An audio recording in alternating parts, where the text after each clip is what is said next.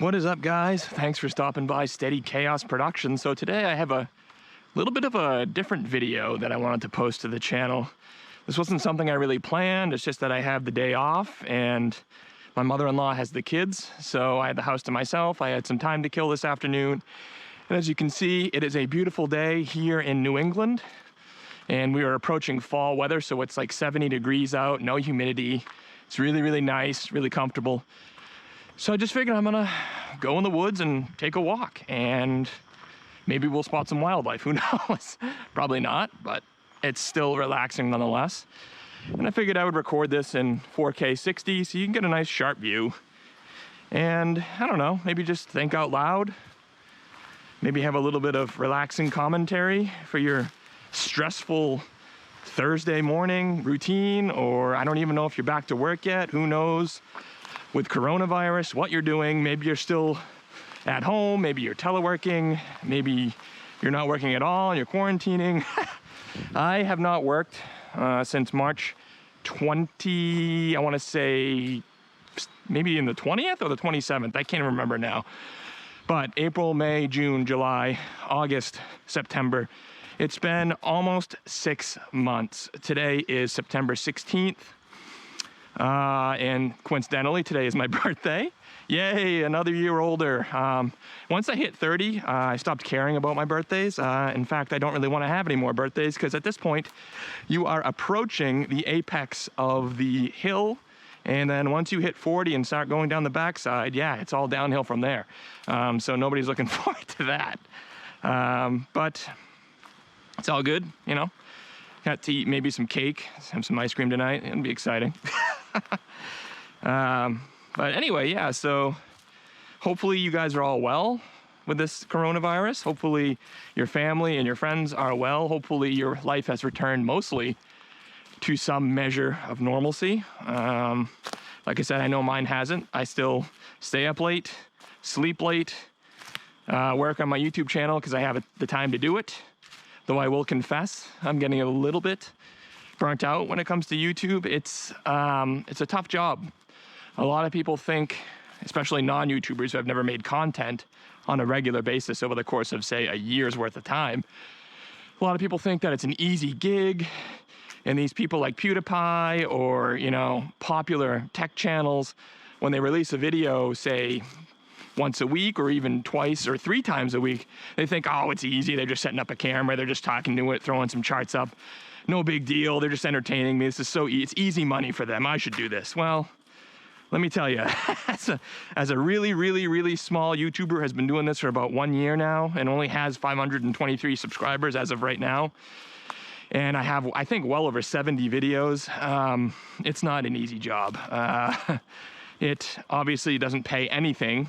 You won't make any money off of YouTube until you literally have at least any amount of appreciable money off of YouTube, unless you have hundreds of thousands of subscribers. Having 5,000 subscribers, 10, 15, 20,000, sure, you can monetize your channel, but you're not gonna be making any real appreciable money. So really, most YouTubers will never get anywhere near, realistically speaking anyway, anywhere near 100,000 subscribers. And if they do, they are the lucky few, and it could take them years to get there. Of course, some people strike lightning in a bottle, but that is incredibly rare and is the exception to the rule. Like I said, I've been doing this for a year. I release a video probably every other day or maybe once every 2 to 3 days. And it's become, after I'd say 8 to 9 months, it's become difficult to find things to post about, you know, to try to maintain relevancy, because I am kind of a tech-focused channel. I do TVs and gaming and PlayStation 5 news and the new NVIDIA Ampere line news. And a lot of these big-time channels like Jay's 2 Cents or Gamers Nexus, Digital Trends, they all get sponsorships. They all have manufacturers send them the latest and greatest technology to test and review in their labs. and to post all these fancy charts and numbers. If you're a small-time guy like me, why would you click on my channel? Because I can't afford to buy a brand new OLED every single year and test and review it for you. I can't afford to buy a 3090, an Xbox Series X, and a PlayStation 5 so that I can unbox them, set them up, and review them for you. So there's less impetus for you to click on a channel like mine, unless you're just trying to support the little guy, or unless I really put out high quality content. You know, you can do that without buying all these tech products and reviewing them, but it can become difficult to compete with larger channels who are recognized by manufacturers, who are sent free products, who have sponsorships, who have larger staffs. It's just really hard to get a foothold in YouTube and in social media in general, unless you offer a very specific niche and you offer something to the viewer that these other big time channels don't offer, and that is really hard to find. So either way, it's not, my YouTube channel is not something that I ever really went into with hopes of striking it big time and having 500,000 subscribers and making, you know, $80, $90, $100,000 a year. That was never really my goal anyway. So that's why I don't mind backing off the channel. That's why I don't mind uploading less regularly. It's more just a hobby. It's just to have fun. It's just to see if I can get to 1,000 subscribers at some point, and, you know, see what kind of loyal following I can build, if at all. And I don't know, it's just something to do when I'm bored. But you got to be careful and, you know, temper your expectations in the first 2 to 4 months. You know, a lot of people go in thinking, oh, 3 months in, I'll have 15,000 subscribers and people are gonna love my content. Well, probably not. Some people might like your content, sure, and you might even get a few hundred subscribers, but you're most likely not, it's a few months in, gonna have thousands of subscribers. Anyway, it's enough about YouTube. I kind of wanted to go out on this walk to de-stress, unplug from electronics and YouTube in general anyway, so let's talk about something else. How about just how nice it is? It's just something about walking in the woods is really relaxing. Obviously, you are physically detached from anything social. If you are by yourself, obviously, you are physically detached from electronics, from work, from your boss, from expectations, and you are just kind of walking around on your own, collecting your thoughts, breathing fresh air, exercising your body, getting your heart rate up, increasing blood flow to your extremities. You know, it's good for you. And like I just mentioned earlier, being a year older, can't hurt, right? Can't hurt to go out there and get the heart rate up.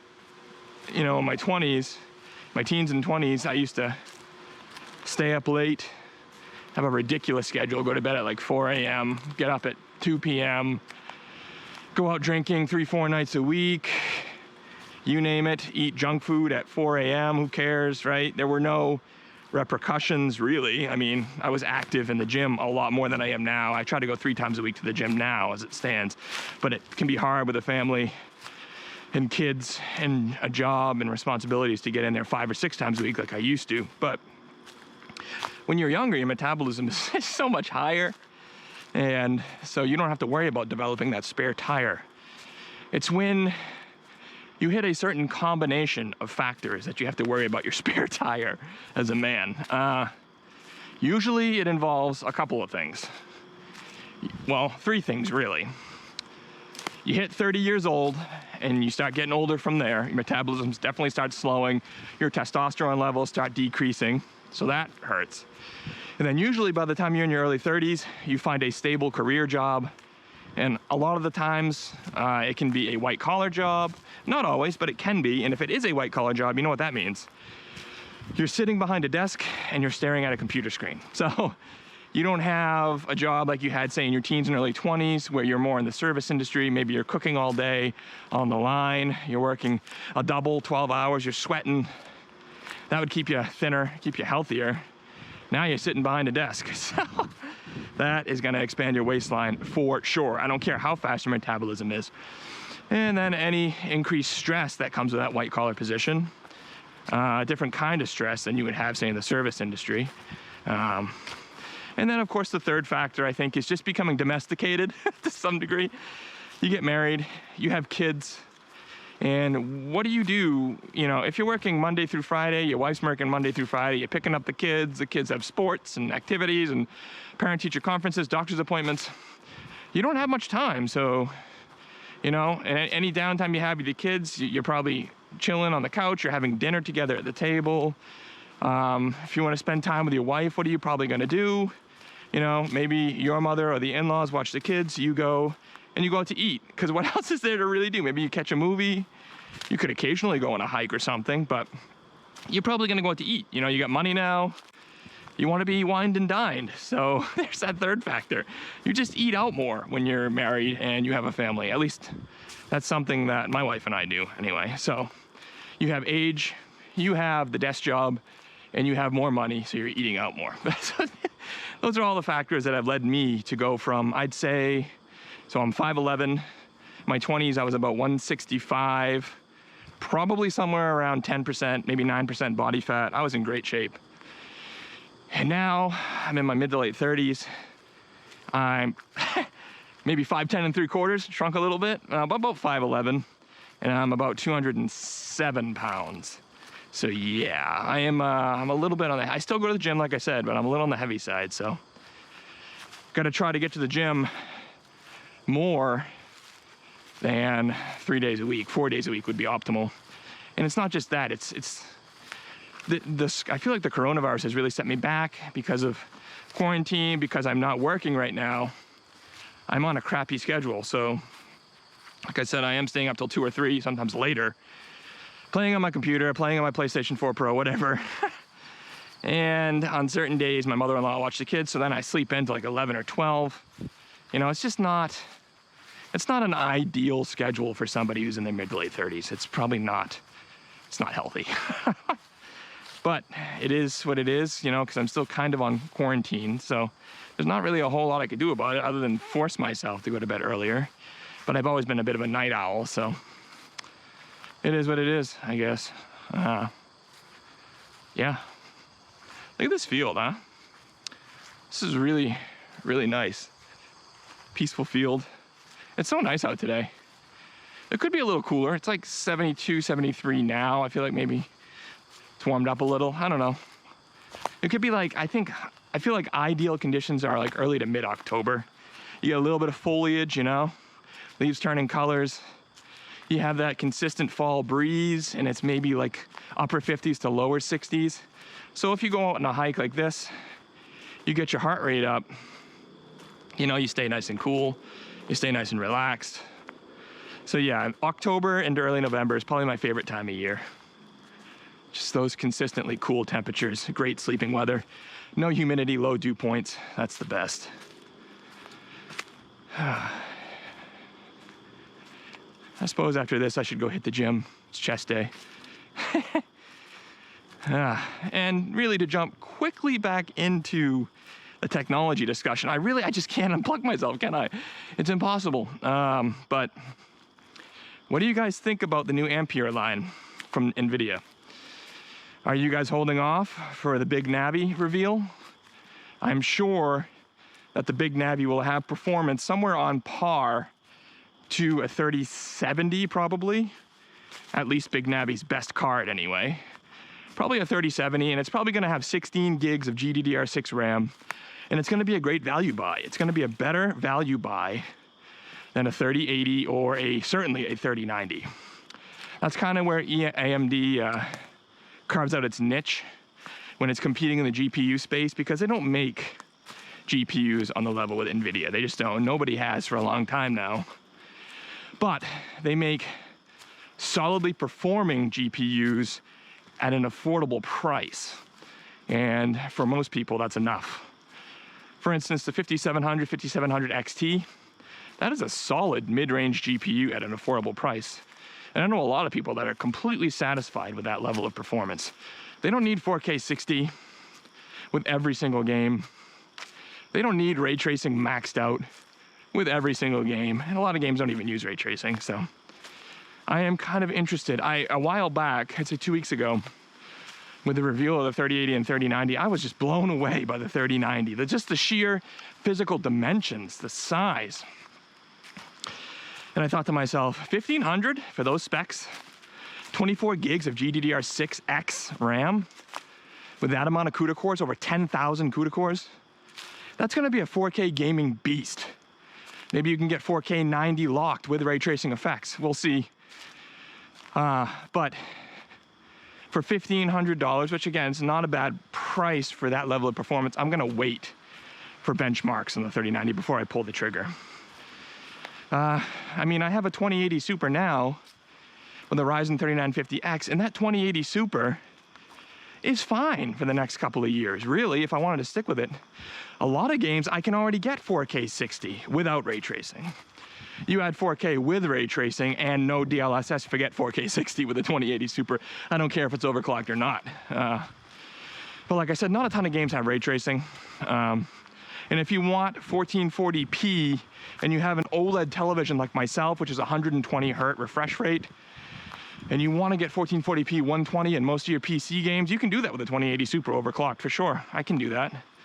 Maybe some games you might have to go 1440p high settings instead of ultra, but there's very little difference between ultra and high in most games. So there's really no urgent need for me to upgrade to a 3080 or a 3090 other than to showcase it on my YouTube channel, to have bragging rights, to tell me, oh, I got a 3080 or a 3090 already. Look at this beast in my PC case. Arrgh.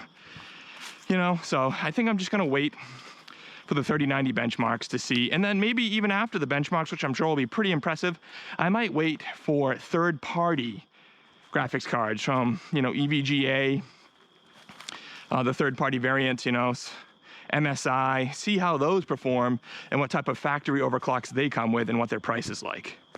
Maybe you can find something that's already factory overclocked, that runs nice and stable most of the time, and is a little bit cheaper than the Founders Edition. You wait 6 months, there's more supply, you get something on sale. So maybe that's what I'm looking at right now. Originally, I had planned on getting the 3090 and holding off on the PlayStation 5, but I just cannot come to a firm consensus in my own mind what to do. But I may actually end up getting the PS5 at launch now.